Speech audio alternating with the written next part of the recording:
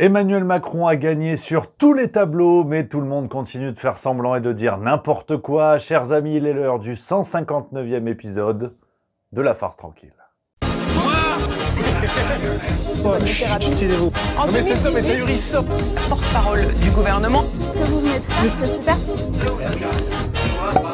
Les copines, les copains, très heureux de vous retrouver pour ce nouvel épisode de La Farce Tranquille, le dernier avant les vacances. Et oui les amis, pas d'épisode la semaine prochaine, direction la Vendée pour se reposer un petit peu. Je serai notamment au Puy du Fou. Alors non, je serai pas l'ours avec le dresseur d'ours, déjà c'est pas gentil en fait. Je serai en touriste, en goguette, je serai là avec mes lunettes de soleil et mon appareil photo. C'est les vacances, on va se régaler et puis retour du coup la semaine qui suit. Donc je pars même pas 10 jours, donc l'épisode 160 de La Farce Tranquille sera pas la semaine prochaine, celle d'après. Donc séchez vos larmes les amis, je reviens très vite et en attendant, comme ça vous avez 10 jours pour cliquer, donc ça doit le faire. N'hésitez pas à vous abonner à la chaîne YouTube de Juste Milieu et mettre le pouce bleu. Vous avez 10 jours, je compte sur vous. Quand je reviens, il y a beaucoup plus d'abonnés. Attention, je vous ai à l'œil. Alors avant d'attaquer les amis et de décortiquer tout ce qu'il s'est passé la semaine dernière, petit quiz les copains sur les législatives 2024, c'est tout frais, on vient de finaliser ce petit quiz pour savoir si vous avez bien bossé, si vous avez bien tout suivi. Lien en description pour participer, n'hésitez pas à mettre vos scores en commentaire, je vous surveille, je vous ai à l'œil, vous avez intérêt à avoir des bonnes notes. Oui. Alors les amis, on va attaquer, on va décortiquer un peu toute l'actualité politique des 7 derniers jours et il s'est passé beaucoup de choses, même si le calme, semble-t-il, est revenu après les européennes, puis la dissolution, puis les législatives. Mais finalement, c'est un calme seulement apparent, parce qu'il y a des choses très intéressantes et surtout très claires que l'on refuse de voir. Et on va commencer avec la déclaration qui va positionner tout l'épisode d'aujourd'hui. Voilà, au moins, on va être au clair d'entrée. Voilà, parce que on va parler du nouveau Front Populaire, leur nouvelle proposition de Premier ministre, je sais pas quoi et tout. Il faut être au clair sur une chose, c'est que Emmanuel Macron s'en cire, mais comme de son premier slip. Voilà ce qu'on pouvait lire dans le Canard enchaîné du 17 juillet, une phrase d'Emmanuel Macron qui a fuité. Emmanuel Macron a déclaré « Le nouveau Front Populaire peut choisir qui il veut pour Matignon, y compris le roi d'Angleterre. Ils veulent croire qu'ils n'ont qu'à choisir et que je n'aurai plus rien à dire, sauf à exécuter leur ordre. Ils ont vu ça où? Certainement pas dans la Constitution. » Voilà. Donc, il s'en fout, il se rit d'eux, il se moque d'eux, et il vous le dit. Voilà, donc au moins que ce soit clair. Voilà, gardez bien cette citation en tête, parce que vous allez mieux comprendre tout ce qui va suivre, qui n'est que du théâtre, notamment du côté du nouveau Front Populaire, qui espère peser contre Emmanuel Macron, alors que rien ne le justifie. Déjà, pas la Constitution, et Emmanuel Macron a raison, et c'est surtout qu'il s'en branle, Macron. Voilà, non mais, faut le dire. Et d'ailleurs, il l'a même dit en vidéo, dans son discours du 23 juillet, écoute. Le sujet n'est pas là. Le sujet n'est pas... Non, le sujet n'est pas un nom donné par une formation politique. L'exemple que nous venons d'avoir avec M. Chassaigne, d'ailleurs, dit tout cela. C'est un candidat tout à fait estimable, expérimenté, et il n'a pas eu la majorité, il n'a pas été élu au perchoir, à la présidence de l'Assemblée nationale. Et donc, la question n'est pas un nom, la question c'est quelle majorité peut se dégager à l'Assemblée. Voilà, donc pour poser un petit peu le niveau de l'épisode, les amis, Emmanuel Macron, on en est là. C'est-à-dire que ça fait des années qu'on se plaint de ses comportements autocratiques. C'est pas aujourd'hui qu'il va dire « Ah non, bon, finalement, je vais prendre la première ministre du NFP. » Et non, il s'en fout. Lui, son truc, là, c'est les JO. De toute façon, il vous l'a dit. Il y a les JO, c'est les JO. Ce sont les Jeux Olympiques d'Emmanuel Macron. Là, je veux dire, c'est son truc. Il a organisé quelque chose façon cour de Versailles pour amuser ses collègues. Il est détente. Là, c'est l'esprit olympique à 2 doigts de venir en débardeur à l'Élysée. Regarde, il a visité le village olympique le 22 juillet. Est-ce qu'il a l'air tendu, le gars? Le chef de l'État, vous le voyez, vient d'arriver. On a vu à l'instant, on le voit, Gérald Darmanin, le ministre de l'Intérieur, qui l'accompagne, le chef de l'État et le ministre de l'Intérieur, normalement aussi accompagné d'Amélie Oudéa-Castéra, ministre des Sports. Voilà, la France est à feu et à sang, il n'y a plus un boulon qui tient. Économiquement, on n'a pas de quoi s'acheter une gomme, mais il va inaugurer des Jeux Olympiques qui ont coûté 12 milliards. Voilà, non, mais au moins on est bien. Tu vois, il mange à la cantine au KLM, comme disent les jeunes.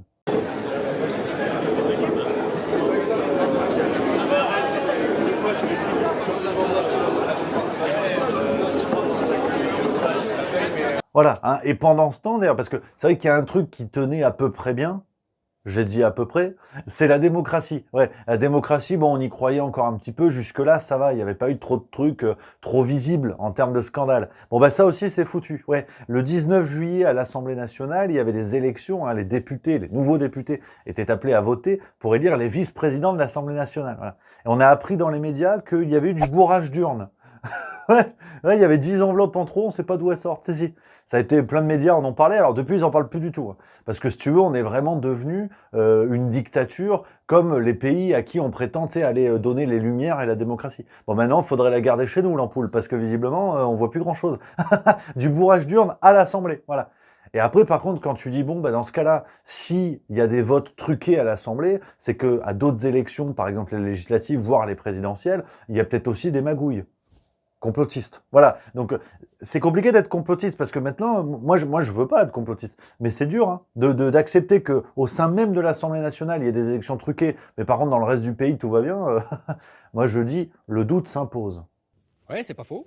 Alors, l'actualité partie par partie, les amis, on commence avec La République En Marche. Alors, c'est La République à cloche-pied en ce moment, hein, vous l'aurez compris. Et on a Gérald Darmanin, hein, on peut toujours compter sur lui pour une bonne affaire de chantage sexuel, une bonne affaire de supporters anglais, ou actuellement une affaire de cravate. Voilà, hein. Il nous l'a dit dans le journal du dimanche du 21 juillet. Alors, je vous lis, parce que ça ne s'invente pas. Ce bout de tissu est devenu pour beaucoup de Français le symbole d'une élite à laquelle ils ne s'identifient plus au point parfois de la haïr. L'élite a fait sécession depuis plusieurs années. Alors, on savait que la technique de Gérald Darmanin, c'était de se défausser sur toujours d'autres gens. C'est jamais de sa faute. Le Stade de France, c'est les supporters anglais. Chantage sexuel, c'était pas sa bite. Enfin, tu vois, c'est jamais de sa faute. Et là, maintenant, c'est la faute des cravates. Tu vois. Mais c'est facile d'accuser un bout de tissu. Je veux dire, ce qui compte, c'est la tête de gland qu'il y a derrière. C'est comme un string. En soi, on s'en fout. L'important, c'est le fessier. Bon, ben, c'est pareil avec la cravate. C'est trop facile de dire c'est la faute de la cravate. Une cravate sur quelqu'un de sympatoche, c'est sympatoche. Une cravate devant une tête de con, le problème, c'est la tête de con. Voilà. Non, mais c'est un rappel important. Je ne suis pas Christina Cordula, mais excusez-moi de m'inquiéter du rapport qu'on a à certaines étoffes en France. Donc, du coup, c'est son nouveau cheval de bataille à Darmanin. Je pensais que c'était une blague, mais non, il est sérieux. Il a dit non, c'est la cravate. Il l'a redit sur BFM le 24 juillet, écoute. Vous êtes sérieux, Gérald Darmanin? Oui. C'est un peu populiste, non, de dire ça, je mets Non, pas de cravate. ça va que vous habitez pas Tourcoing. Non, bon, Ouais. vous savez, je suis originaire de région, Bon. donc je connais très bien. Ouais, mais région, on n'est pas originaire de Je suis région. de Garde-Rome, moi aussi. On n'est pas Je suis de Montpellier, originaire. mais peu importe d'où je On suis. n'est pas mais- originaire de région. On est de quelque part. Moi, je suis de Et quelque part. ils vous disent, enlever la cravate, c'est ridicule? Moi, je pense que les Français nous ont dit pas que la cravate, les voitures avec chauffeur, la façon de se comporter, les mots utilisés. Nous avons une sécession entre les élites politiques, journalistes, magistrats, économistes, chefs d'entreprise Et en et les régime. gens. Bon, alors, le problème, c'est que c'est Gérald Darmanin. Voilà, hein, c'est que, bon, il dit ça, tu vois, le JDD, c'était le 21, la séquence que je viens de montrer, c'était le 24. Et par contre, en plein milieu, le 22, il était en déplacement avec Emmanuel Macron et, oh, qu'est-ce qu'il y a autour du cou? C'est pas une cravate, ça? Accompagné d'Amélie Oudéa-Castéra, ministre des Sports, visite ce village olympique. Voilà, donc Darmanin fait sécession, mais pas tous les jours. C'est ça le... Ouais, c'est vraiment un abruti, en fait. Et sinon, alors elle, effectivement, elle pourrait nous mettre un collier de cravate qu'on verrait toujours la lumière qui se planque derrière. Amélie Oudéa-Castéra nous a régalé cette semaine. Libération du 23 juillet nous explique Amélie Oudéa-Castéra a envoyé une lettre à plusieurs élus à l'REM du Sénat. Et elle les a félicités pour leur réélection le 7 juillet dernier. Oui. Elle a confondu sénateurs et députés. Voilà. C'est con, parce qu'au Parlement, t'as que deux trucs. Donc franchement... c'est comme un match de foot, hein. Je veux dire, c'est PSG-OM, hein. T'as pas 14 choix non plus, hein. Elle a réussi à se planter. Ouais.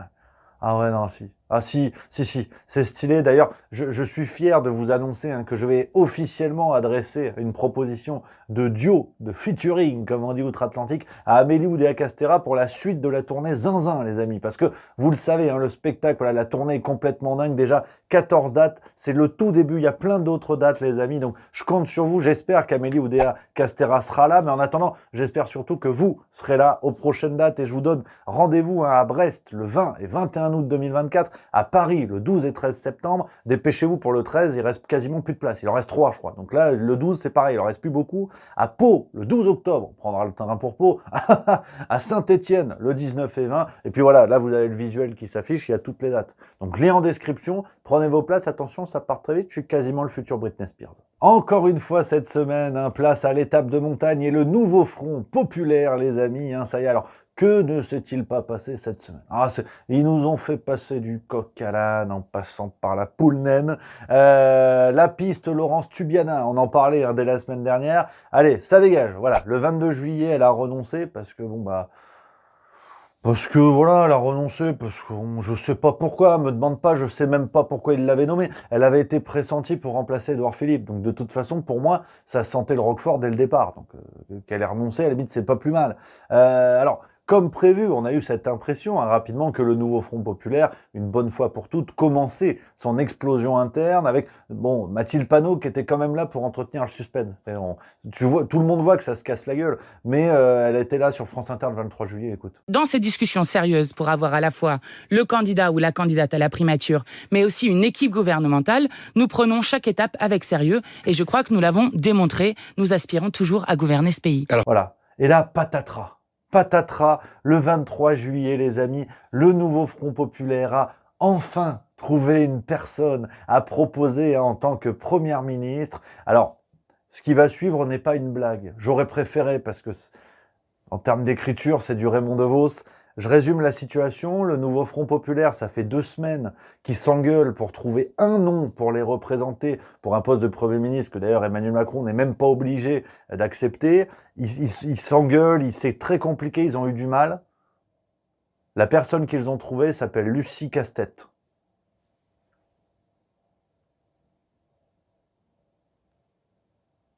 Je laisse un petit silence parce que c'est vrai que c'est comme les biscuits au chocolat. C'est écrit dessus, biscuits au chocolat.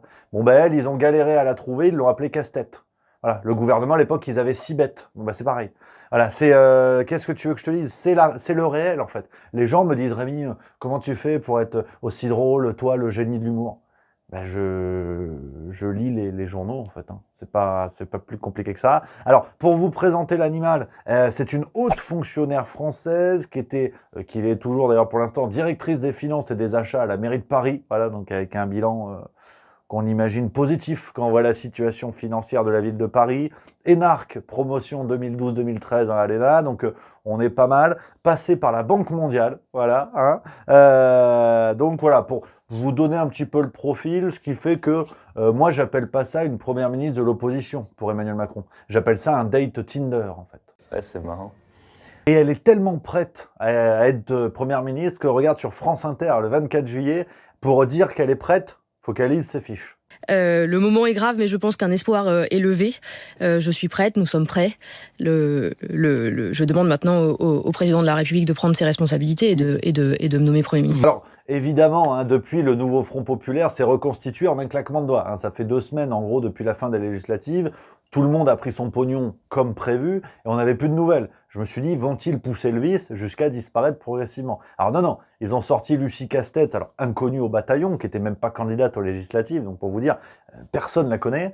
Mais là, ça y est, ils sont unis tous ensemble, et forcément, hein, ils ont ressorti leur mensonge préféré. Emmanuel Macron doit la nommer, il est obligé de la nommer. Hein, Manuel Bompard sur RTL, par exemple, le 24 juillet. C'est pas à lui, en fait, de nous donner des devoirs de vacances, vous voyez. C'est-à-dire que il faut pas inverser la logique des choses. La logique consiste à ce qu'il appelle la personnalité que nous lui proposons à constituer un gouvernement, qu'ensuite ce gouvernement soit constitué, que nous commencions à mettre en place notre politique. Ou encore Marine Tondelier, hein, on le redit, Yannick Jadot avec un brushing, qui nous a dit le 24 juillet, hein, concernant le refus d'Emmanuel Macron pour l'instant, elle a dit « On dirait mon fils de 5 ans quand il perd au Monopoly ». Et lui leur dit « Bon, ben non, en fait, ça n'a jamais existé, on attend, mais c'est pas possible. » Mais s'il ne le fait pas.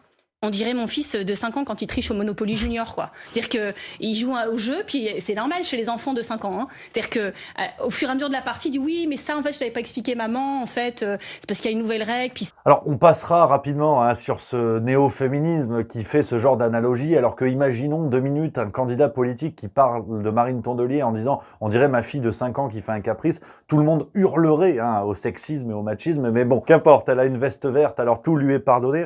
Quelques moments d'analyse quand même. Vous le savez, hein, faut se poser les amis, parce que, après tout, certains vont me dire « Ah, mais Rémi, t'es tout le temps grognon, quand ils s'entendent pas, tu râles, quand ils s'entendent, tu râles. » Et ça, c'est juste, comme Lilian, tu râles.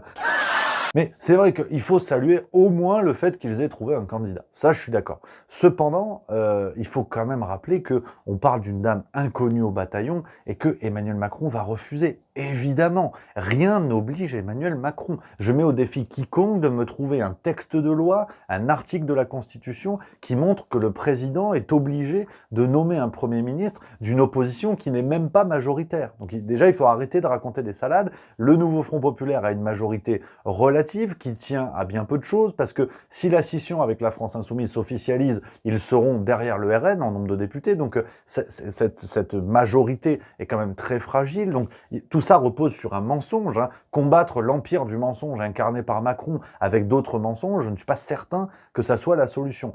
Mais le pire, c'est que Emmanuel Macron peut refuser cette nomination, trouver un autre Premier ministre Playmobil comme il a toujours fait, ou alors, cynisme des cynismes, et on sait que l'homme en est capable, Emmanuel Macron pourrait accepter la nomination de Madame Castex, parce qu'au moins en termes de nom, il ne serait pas emmerdé, parce qu'il y a eu Castex, comme il s'en fout de ses premiers ministres, au moins il a le même nom, c'est facile pour lui. Donc déjà, ça fait un avantage, mais sinon Emmanuel Macron pourrait tout à fait accepter cette candidature et continuer à mener sa politique de la même manière. Et là, ce serait l'humiliation absolue, parce que Emmanuel Macron aurait l'occasion de dire « Mais vous voyez bien, vous prétendez être dans l'opposition, mais j'ai gouverné absolument comme je le souhaitais, avec une Premier ministre qui n'était pas de l'opposition. » Donc, affaire à suivre, mais on sait le rapport qu'entretient Macron avec ses premiers ministres qui ont toujours été des marchepieds, Borne, Castex, Attal et compagnie. Donc, je ne suis pas certain que Mme Castex échappe à la chose. Mais bon, bref, c'est assez lunaire tout ce qui se passe, avec vraiment un mensonge répété en boucle du côté du NFP, et ils prétendent en faire une vérité. Mais j'aimerais quand même lancer un dernier petit tacle appuyé au nouveau Front populaire, c'est que rappelons que le nouveau Front populaire veut imposer le respect de la démocratie à Emmanuel Macron, sauf que le NFP n'a pas été foutu d'appliquer une démocratie en interne. Le nom de cette candidate n'est pas issu d'un vote. Ils n'ont pas organisé de vote démocratique en interne pour que tout le monde vote et donne son avis, au moins leurs militants, ou en tout cas plus de gens que les chapeaux à plumes. Donc on voit bien que imposer la démocratie aux autres quand vous n'êtes pas foutu de la faire respecter en interne, déjà c'est pas bon. Je suis bien d'accord avec la grosse. Et puis sinon, parti par parti du NFP, du côté de la France insoumise, c'est l'épisode Manon Aubry qui nous a régalé. Alors vous le savez, le 18 juillet, Ursula von der Leyen, la Cruella de Bruxelles, a été réélue à la tête de la Commission européenne, et Manon Aubry n'était pas contente. Donc c'est la chef de file des députés LFI l'Europe et compagnie. Elle a dit ouais non, elle a voté contre, elle aime pas. Elle a parlé du projet mortifère contre les peuples et la planète d'Ursula von der Leyen. Donc quelqu'un qui a un projet mortifère, bon, tu prends pas l'apéro parce que potentiellement il veut te tuer, toi et la planète. Donc c'est chaud. Et regarde le câlin tout mignon qu'elle lui fait après.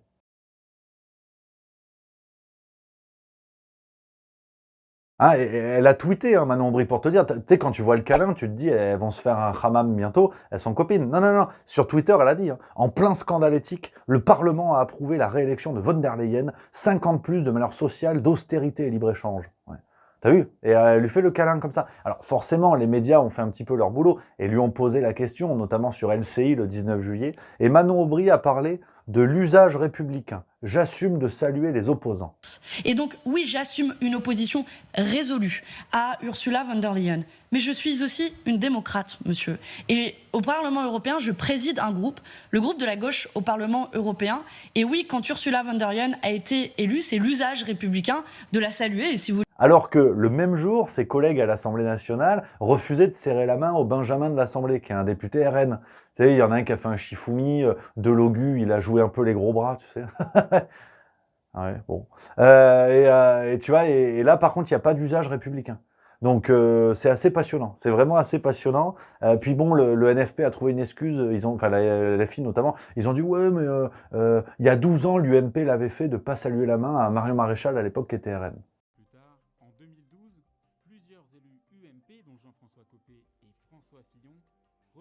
Alors oui, certes, mais rappelons quand même que c'est pas parce que les autres se comportent comme des connards que vous devez être des connards, c'est une loi assez basique, mais c'est surtout très intéressant, s'il fallait une preuve de la trahison de tous ces partis, du RN à LFI, qui jouent à l'opposition, qui jouent à la bagarre en interne, en France, pour occuper les citoyens français, mais vous voyez bien que finalement tout le monde se range derrière Bruxelles, tout le monde va manger à la gamelle. Et ce qui est très intéressant, c'est cette position du nouveau Front populaire, et en l'occurrence de Manon Aubry, qui prétend lutter contre le fascisme du RN, mais qui est un fascisme supposé, le jour où le RN arrive au pouvoir, si un jour le RN arrive au pouvoir. Or, dans la politique d'Ursula von der Leyen, on voit bien des germes fascistes en action, sous nos yeux, qui sont déjà là. Donc, prétendre combattre un supposé fascisme en allant faire des câlins à celle qui a imposé le pass sanitaire, celle qui impose les lois budgétaires à tous les pays, par exemple, qui impose des réformes comme la réforme des retraites, que veut pourtant exclure le NFP, veut retirer le NFP, il y a quand même un certain paradoxe qui confine au foutage de gueule. Du côté d'Europe Écologie Les Verts, le féminisme à 2 vitesses de Sandrine Rousseau, un vrai petit plaisir, on aurait pu le mettre dans les pépites de la semaine. C'était le 18 juillet pour l'élection de la présidente de l'Assemblée nationale, Sandrine Rousseau qui appelle Yaël Braun-Pivet, une femme, à se retirer au profit d'André Chassaigne, candidat Nouveau Front Populaire, un vieux mâle blanc de 74 ans. Au moins la question posée à Yaël Braun-Pivet de savoir si elle se désiste en notre faveur, au titre du désistement républicain. Voilà, c'est très intéressant d'appeler les femmes à se taire, à se rabaisser par rapport aux hommes. C'est très intéressant parce que dans plein d'autres situations, Sandrine Rousseau aurait hurlé à la mort, mais là apparemment c'est bien. Comme c'est son parti politique, c'est bien. Donc comme quoi, le féminisme c'est aussi une question de parti pris. Et puis sinon, du côté du Rassemblement national, alors bon, moi j'ai pas compris.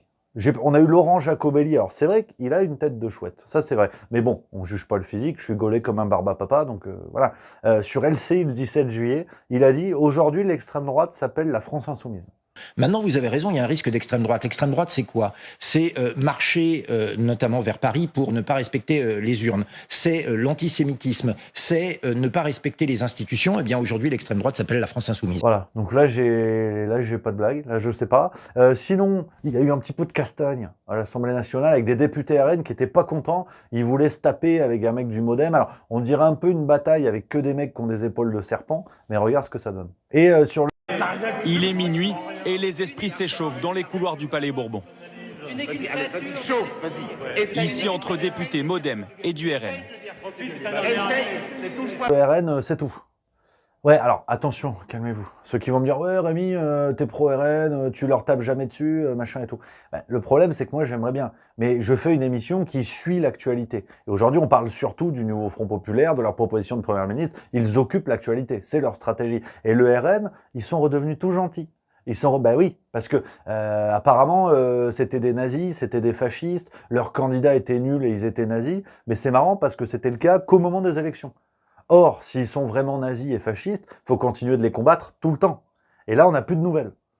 Tous ceux qui les ont combattus au motif de « ça a été fondé par des nazis, il faut combattre le nazisme », on n'a plus de nouvelles. Donc apparemment, tout ce système qui a fait barrage s'accommode très bien de l'arrivée de nazis à plus de 140 sièges à l'Assemblée nationale. Donc, blague à part, tout ça est une supercherie. Et pour revenir à ce que je vous disais, ce qui est très intéressant, c'est que le RN retrouve sa stratégie dite de dédiabolisation. En tout cas, ils mettent des cravates, ils sont sages, ils ont eu leur siège, ils ont eu leur pognon, ils disent plus rien. Et ils laissent la gauche imploser, ils laissent toutes les autres bagarres politiques et ils passent pour les bons élèves de la classe. Et c'est toute l'erreur de la stratégie de la gauche aujourd'hui au sens large, de tous ces partis qui prétendent faire barrage, c'est que si vous voulez démontrer la supercherie du RN, que ce soit sur leur programme économique, sur le danger raciste qu'ils peuvent incarner, si tant est que ce soit vrai, ce combat doit être mené tout le temps, pas seulement au moment des élections. Sinon, on voit bien que vous êtes des trompettes, et petit à petit, tout l'électorat va se rendre compte que vous avez menti, et que finalement, le RN n'est pas si infréquentable que ça. Et c'est ce qui se passe actuellement. Le RN attend sagement que la gauche explose, que Macron continue à faire du Macron pour que le RN reste cette force d'opposition crédible. Donc aujourd'hui, ce qui est fou, c'est que la gauche donne raison au RN. Quelle indignité. Donc voilà les amis, on arrive à la fin de cet épisode. Pour résumer un petit peu tout ça, et je vous le disais au tout début, pour moi, ça n'est que mon avis, et dites en commentaire ce que vous en pensez, si vous êtes d'accord ou pas, et d'ailleurs sur toutes les théories développées dans cette vidéo, Macron a définitivement raté son coup. Macron a pris une démocratie avec Attal, Premier ministre, Braun-Pivet, présidente de l'Assemblée nationale, et une explosion programmée de tous les partis, et surtout du Nouveau Front Populaire. Et regardez ce qui reste aujourd'hui, exactement la même chose. Donc Emmanuel Macron a réussi son coup, il a supposément redonné la parole aux Français en provoquant ces élections législatives. Les Français ont voté, rien n'a changé, Macron va continuer. Et voilà, c'est ça aussi le barrage républicain, c'est qu'il est toujours contre le mauvais côté. Et puis évidemment, les JO vont servir à faire avaler la pilule à tout le monde. Donc voilà, on est le 24 juillet au moment où je vous parle, dans 2 jours, c'est la cérémonie d'ouverture, le vendredi 26 juillet, pardon. Place aux JO qui vont faire avaler la pilule à tout le monde. Tout le monde va passer à autre chose, bien évidemment. Et Comme je vous le disais au début de l'émission, les copains, moi, je pars en vacances une dizaine de jours. On va se retrouver, du coup, pas cette semaine, celle d'après. Je crois que c'est le lundi 3, si je dis pas de conneries, ou lundi 2. Bref, on va se retrouver à ce moment-là, les copains, pour de nouvelles aventures. Une deuxième partie d'année 2024 qui va être complètement dingue. Donc en attendant, prenez soin de vous, bonnes vacances. Si vous aussi, vous avez la chance de partir en vacances, ceux qui sont au boulot, courage, toute la communauté Juste Milieu pense à vous. On est tous ensemble. Et pour finir sur ce petit mot, les amis, plus que jamais, n'oubliez pas, alors que vous êtes peut-être énervés après avoir écouté certaines choses que j'ai pu dire dans la vidéo, mais n'oubliez pas que nos désaccords, ce qui nous sépare, ce qui nous divise, ne sont pas des raisons de nous en mettre plein la gueule, ne sont pas des raisons de nous diviser pour de vrai, pour longtemps. Donc gardons la banane, restons tous ensemble. C'est peut-être ça qui peut commencer à les faire chier. Allez, je vous embrasse, bonnes vacances et à dans 10 jours.